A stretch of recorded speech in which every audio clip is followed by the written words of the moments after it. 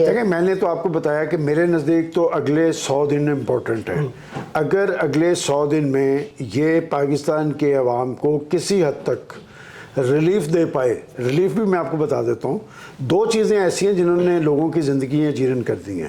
ایک ہے بجلی کا بل، ایک ہے گیس کا بل.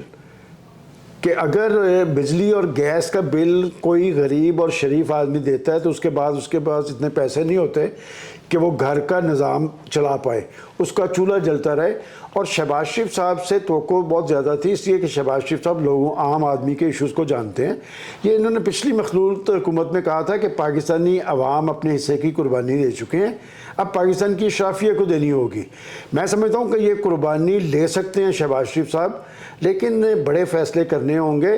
اور یہ اشرافیہ اور یہ حکمران طبقہ ہم 2-2 3-3 ارب ڈالر کے لیے پتہ نہیں کیا کیا شرائط ان کی مانتے چلے جا رہے ہیں، جبکہ UNDP کی رپورٹ ہے کہ پاکستان کی اشرافیہ کی مرات اور عیاشیوں پہ 17.5 ارب ڈالر سالانہ خرچ ہو رہے ہیں.